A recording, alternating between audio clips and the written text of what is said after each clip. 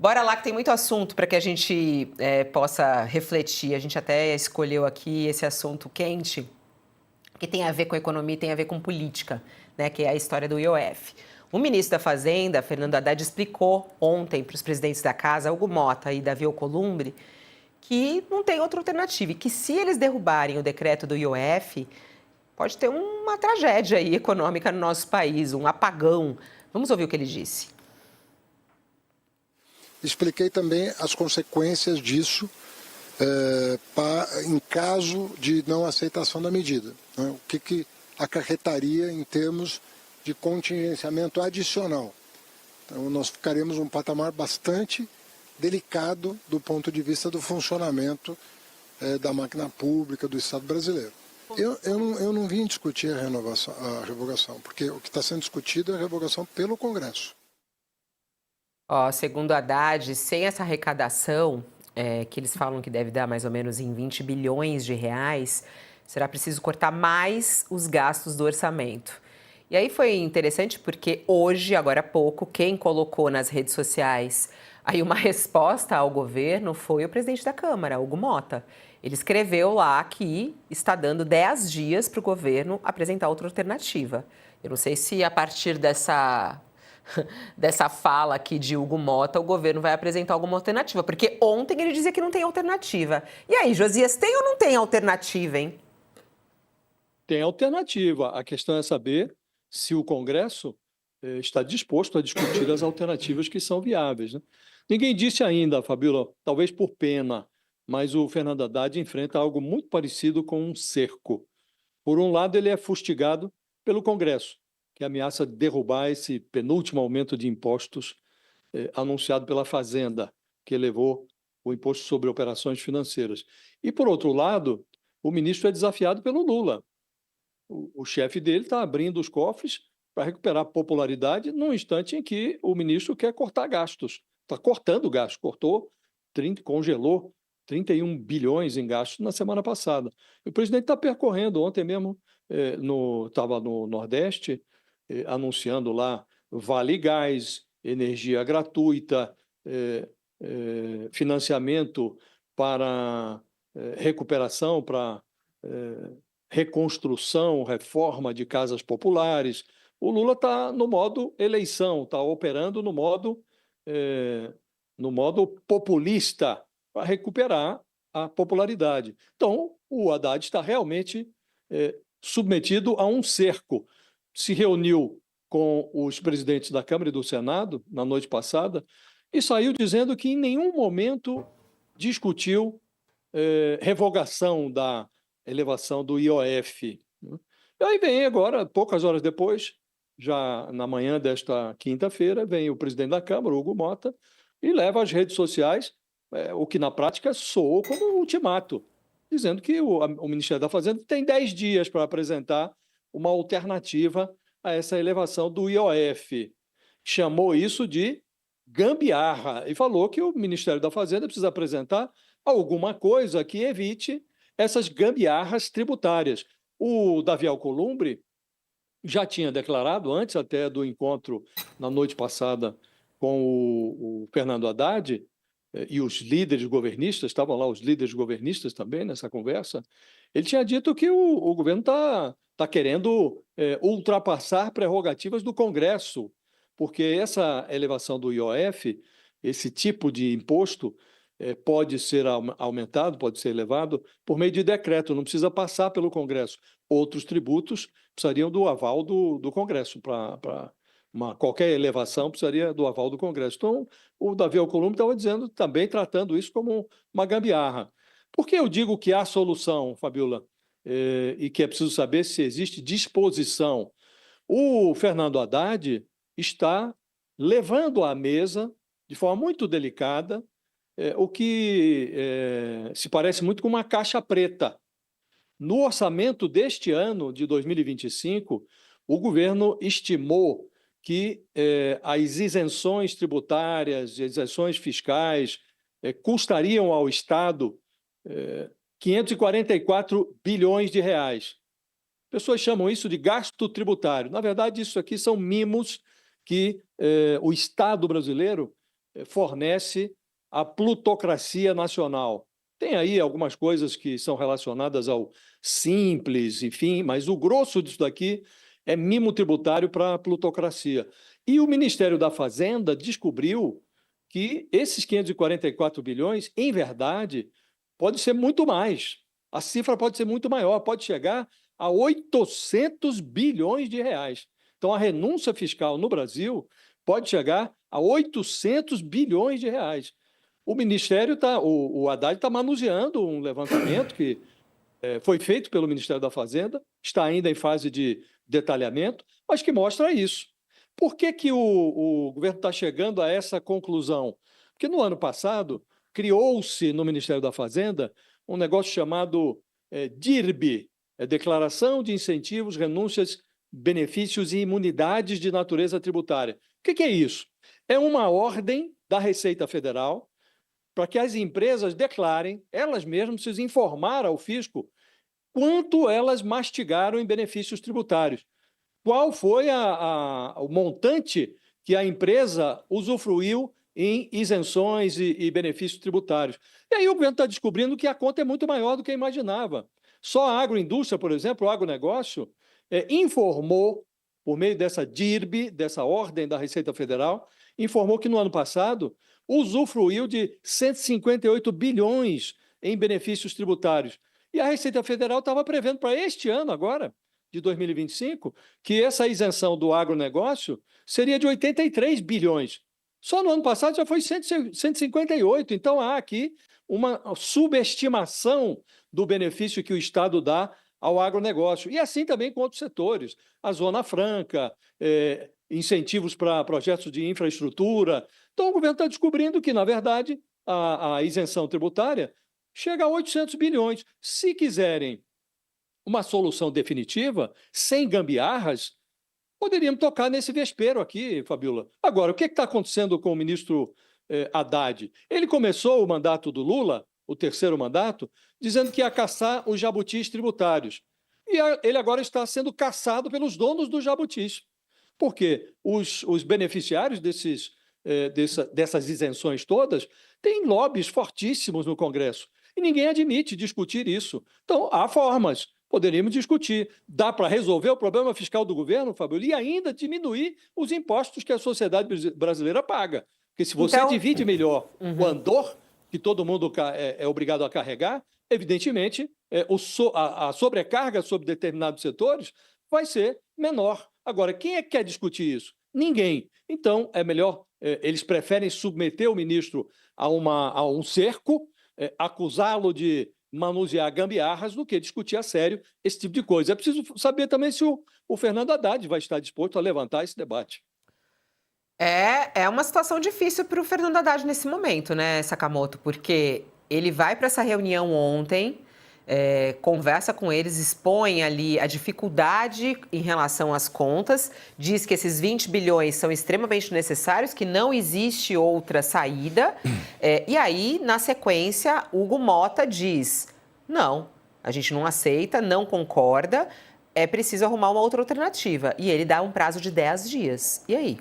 Então, o problema é que o ministro Fernando Haddad, né, eu concordo com o Josias, ele está entre a cruz e a caldeirinha, ele está sendo pressionado por dois lados e vai ser cada vez mais pressionado à medida que se aproximam as eleições de 2026.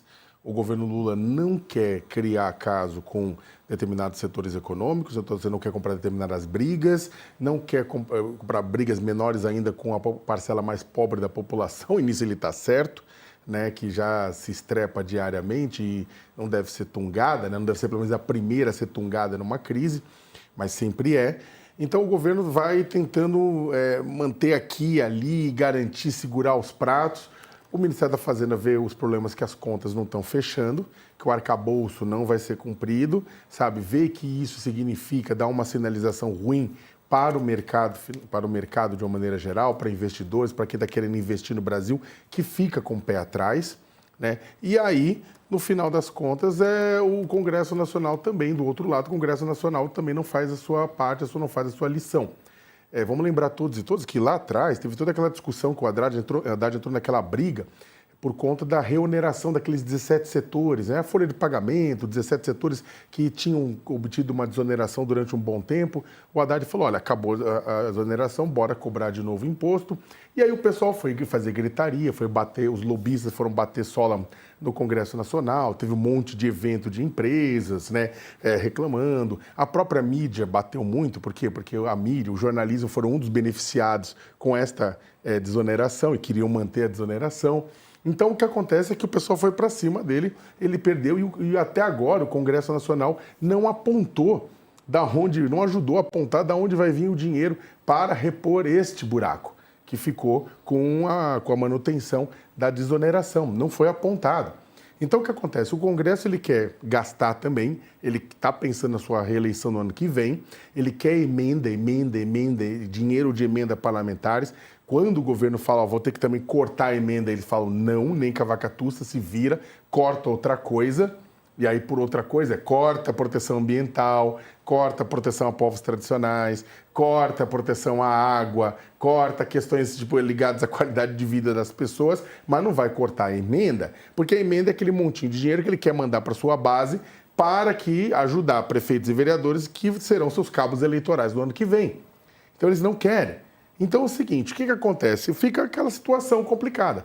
O Josias bem falou, o Haddad já em entrevistas coletivas, ele falou, olha, tem 2 pontos que vocês podem me ajudar, o Legislativo e o Judiciário. O Legislativo, no mais de meio trilhão de renúncias e benefícios fiscais que foram concedidos, sendo que a própria Constituição brasileira aponta a necessidade de caminhar para apenas 2% de benefícios fiscais, de renúncias, né? Numa PEC aprovada ainda no governo Jair Bolsonaro, só que o Congresso naquela época e agora não quer. Então é várias vezes maior esse número. O pessoal não vai abrir mão. E quando a gente olha, Fabiola, o que essas renúncias fiscais, você tem setores econômicos que recebem, como o Josias colocou, tem a Zona Franca de Manaus, mas também tem outras coisas que atingem classe média alta, classe alta, que o pessoal não quer abrir mão. Um exemplo que, inclusive, o nosso colega o Felipe Salto sempre fala, é a questão da dedução de gastos de saúde no imposto de renda. A dedução de gastos de saúde no imposto de renda é ilimitada na prática. Você pode colocar de acordo com o seu gasto. Isso beneficia quem? Beneficia a classe média alta e classe alta, que pagam por fora, que não usam o SUS, né? Então, e isso são dezenas de bilhões também por ano. Isso poderia ter entrado já, mas aí o governo ia comprar uma briga com um grupo social que já não gosta dele. Desoneração de empresa, o governo ia comprar outra briga. E por aí vai, sempre tem uma briga para ser comprada. Mesma questão do Simples. O Simples era para ajudar a microempresa, mas você tem empresas maiores, etc., que faturam bem e também são beneficiadas. Isso, de um lado, o Congresso não vai mexer nessas isenções, por quê? Porque, na prática, muitos dos financiadores do Congresso e muitos dos próprios congressistas são empresários, se beneficiam disso. É a classe social deles. E, por fim, o BPC. O benefício de prestação continuada, aquele salário mínimo pago para idosos e pessoas com deficiência em situação de miséria, é fundamental, precisa ser continuar pago esse salário mínimo. O problema é que a Justiça foi concedendo ao longo do tempo liminar para pessoas que não tinham conseguido porque não entravam no escopo do programa. Então hoje tem dezenas de bilhões de reais que são pagos de BPC que poderiam ser cortados e ajudariam nisso, mas a Justiça não para de conceder essa liminar. Vocês estão entendendo? Tem um ponto que aí o Haddad tem razão. Todo mundo quer fechar a conta e é importante fechar a conta. Mas no final, ele é o culpado por não fechar a conta, só que todo mundo está mantendo a torneira aberta e está sendo de forma irresponsável. Eu não estou aqui defendendo o Haddad comete erros, a própria divulgação do IOF junto com outro pacote de código de gás foi um erro, foi um erro crasso, sabe? Repetiu um erro passado, botar uma notícia boa com uma notícia ruim, separava, negociava com o Congresso, tem vários erros que foram cometidos, mas ele está certo no ponto que não é só o Ministério da Fazenda, não é só o governo. E não adianta vir, vamos cortar aumento do salário mínimo, vamos cortar o andar de baixo, não. É hora do Brasil cortar do andar de cima. Só que isso, Fabiola, é mais difícil do que o tal camelo passar pelo buraco da tal agulha. Achei interessante, vocês dois entraram bem nessa parte econômica. A gente vai tentar aqui ao longo do All News também trazer economista para nos trazer existe ou não alternativa. Os dois falaram sobre isso, os caminhos, né? Agora, só muito rapidamente, Josias, do ponto de vista político, É bem complicado o que a gente está vendo nesse momento acontecer, porque a gente sabe que Haddad tem sido um alvo da oposição, né? Com outros episódios que aconteceram. Eles agora estão falando com todas as letras que vão derrubar o IOF. O próprio Hugo Mota disse isso, né? Ele que até há pouco tempo estava ali ao lado do Lula, recebido por Lula dessa maneira. Há, neste momento, uma crise entre o governo e o Congresso? É exagero falar isso? Olhando do ponto de vista político, como é que está essa relação, Josias? A relação é ruim desde o início do governo, né? O governo não tem maioria no Congresso Nacional e mesmo aqueles partidos que foram cooptados e que se aboletaram em ministérios, o partido do PP, por exemplo, do Arthur Lira, do Ciro Nogueira, está controlando até a Caixa Econômica Federal. Mas esses partidos não se sentem mais obrigados a retribuir com votos no Congresso, porque eles adquiriram uma independência financeira, obtiveram essa independência por meio das emendas parlamentares. Hoje, o Congresso Nacional está administrando, só nesse ano, alguma coisa em torno de 60 bilhões de reais. Isso deu a eles toda a possibilidade de financiar suas próprias reeleições sem a necessidade de dizer amém ao governo. Então, o governo está nessa situação. Agora, evidentemente, há uma atmosfera complicada para o governo nesse momento, porque o que está em jogo agora é a desautorização da principal peça da esplanada dos ministérios. O Congresso está ameaçando desautorizar o ministro da Fazenda, que é hoje o principal ministro do governo, né?